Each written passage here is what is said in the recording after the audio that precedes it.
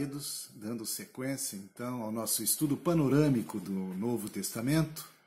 Agora nós estamos entrando no livro de Atos dos Apóstolos, o início da história da igreja e a manifestação do Espírito Santo, não é?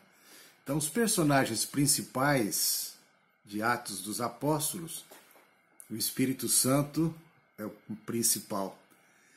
Depois o personagem Pedro, inicialmente, e depois o apóstolo Paulo. Os locais principais, Jerusalém e a Antioquia da Síria, que fica bem ali no norte da Palestina, na ponta ali, quase que já indo para a Ásia Menor ali, não é? A Antioquia da Síria, ali vai ser um ponto importante para a expansão do Evangelho. Atos dos Apóstolos foi escrito provavelmente no ano 63 e as palavras-chave são testemunhas, porque a partir daí aparecem as testemunhas do Cristo ressurreto. A palavra mártir aparece aí e a palavra mártir é testemunha, e a igreja é o nascedouro da vida da igreja, a igreja primitiva. O autor de Atos dos Apóstolos é Lucas, o evangelista, e o tema é surgimento, crescimento e expansão da igreja prometida. O versículo-chave está relacionado ao Espírito Santo e à descida do Espírito Santo no dia de Pentecostes, não é? E aquela promessa do Senhor de que ele desceria, que ele viria, não é? Iria inaugurar uma nova fase na história da humanidade. Mas recebereis poder ao descer sobre vós o Espírito Santo, e sereis minhas testemunhas tanto em Jerusalém como em toda a Judéia e Samaria e até os confins da terra. Atos capítulo 1, versículo 8. O livro de Atos é a continuação dos evangelhos. Né? O que Jesus começou a fazer nos evangelhos, o Espírito Santo continuou fazendo por meio dos discípulos. É uma ponte entre os evangelhos e as epístolas. É uma ponte entre Jesus e seus apóstolos. Nos evangelhos, o Salvador, crucificado e ressurreto, é visto. Em Atos, nós temos o Salvador agora ascendido, exaltado e triunfante. É a narrativa histórica dos primeiros 33 anos da vida da igreja. E esse título, Atos dos Apóstolos, na verdade, seria melhor empregado se fosse assim: Atos do Espírito Santo por meio dos discípulos ou por meio dos apóstolos. É a propagação do evangelho que começa em Jerusalém e ele vai chegar até Roma, na Itália. O principal tema, portanto, é a expansão triunfante do evangelho até os confins da terra. Jesus é o Messias prometido por Deus. As testemunhas da ressurreição de Cristo aparecem, fluem, brotam nesse livro. O evangelho, ele é destinado a todos. O Espírito Santo é dado tanto a judeus como a gentios. Os cristãos se reúnem e formam igrejas em todos os lugares. Então vejam nesse mapa a extensão, não é? Ele começa o evangelho sendo então aqui pregado em Jerusalém, não é? Então as testemunhas começam em Jerusalém, a Judéia ali em torno de Jerusalém, Samaria, e depois subindo aqui, olha, a Antioquia da Síria que eu falei para vocês, olha, bem aqui na extremidade aqui da Palestina, né? Um centro importante do início da expansão do Evangelho por toda essa região da Ásia Menor, vejam vocês, chegando na Europa até a última viagem de Paulo, que foi quando ele já foi encarcerado em Roma. O principal evento, então, é a descida do Espírito Santo no capítulo 2, né? No dia de Pentecostes. Queridos, a partir desse acontecimento mais importante, depois da vinda do Filho de Deus ao mundo, os cristãos foram fortalecidos com o poder do alto para testemunhar de Jesus. O evangelho se propagou de Jerusalém até os confins da terra. E interessante que a figura principal no início de Atos dos Apóstolos é Pedro. Não é? Na verdade, a porta da fé foi sendo aberta aos judeus, romanos e gregos, através do apóstolo Pedro.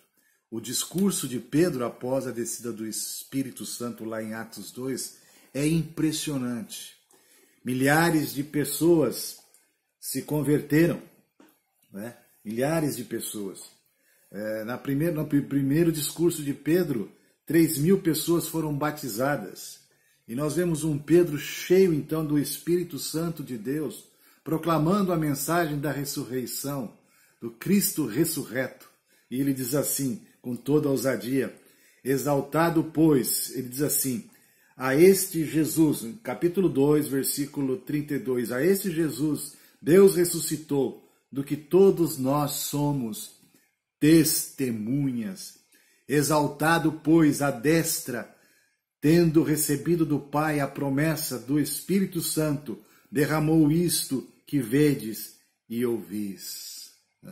Então nós vemos esse Pedro cheio da vida do Espírito, sendo uma testemunha viva do Senhor. Então Pedro é esse personagem inicial, não é? Propagando a grande mensagem não só da morte, mas principalmente da ressurreição e ascensão do Senhor. A ressurreição de Dorcas por meio de Pedro, lá em Jope, a gente vê esse extraordinário momento no capítulo 9 de Atos, dos versículos de 36 a 43. A conversão do Cornélio, do centurião Cornélio, lá em Cesareia, Pedro foi lá.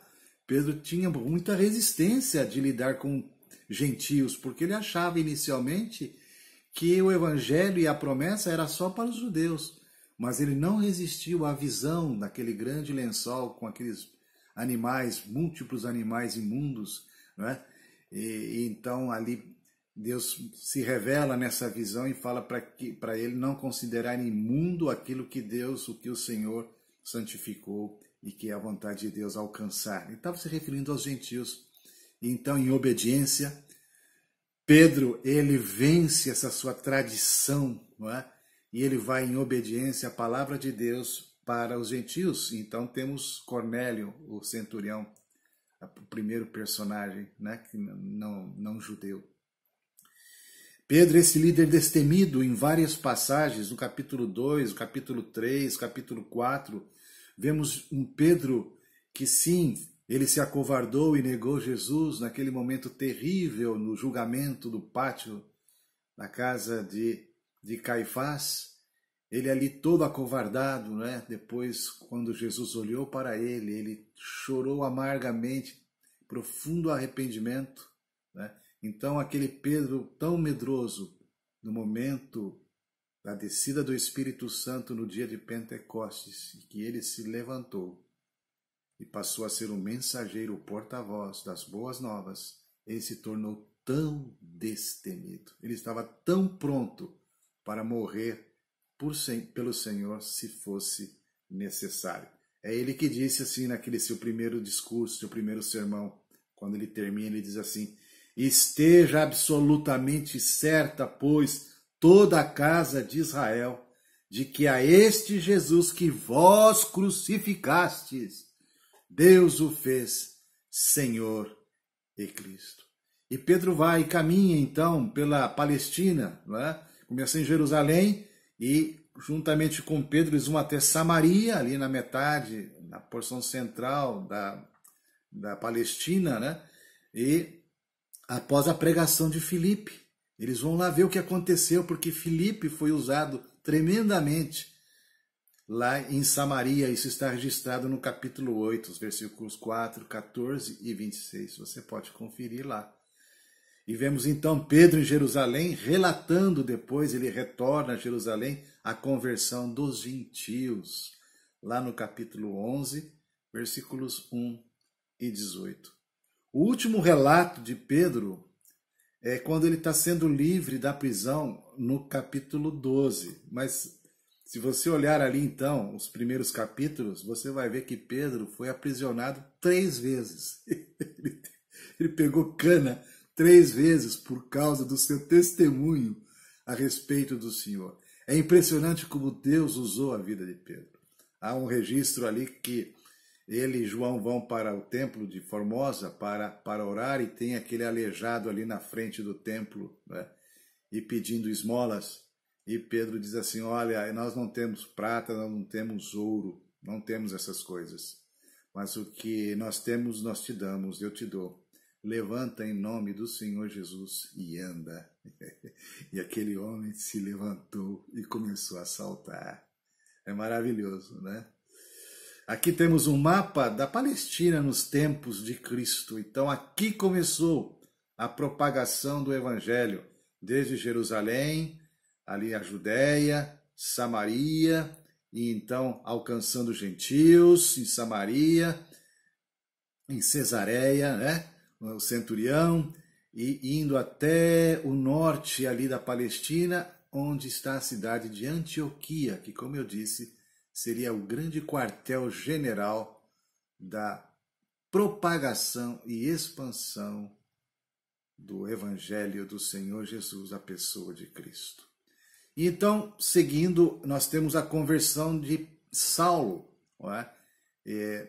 Pedro sai do cenário no capítulo 12, após essa última prisão em que ele é liberto. Quem era Paulo? O capítulo 1 do livro de Gálatas, Paulo, escrevendo aos Gálatas, ele mesmo ali fala a respeito de si mesmo. Ele diz assim: porque ouvistes, isso no versículo 13, ouvistes qual foi o meu proceder outrora no judaísmo, como sobremaneira perseguia eu a igreja de Deus e a devastava, e na minha nação, quanto ao judaísmo, avantajava-me a muitos da minha idade, sendo extremamente zeloso das tradições de meus pais. Quando, porém, ao que me separou antes de eu nascer e me chamou pela sua graça, aprouve revelar seu Filho em mim, para que eu o pregasse entre os gentios sem detença. Não consultei carne e sangue, nem subi a Jerusalém para os que já eram apóstolos antes de mim, mas parti para as regiões da Arábia e voltei outra vez para Damasco.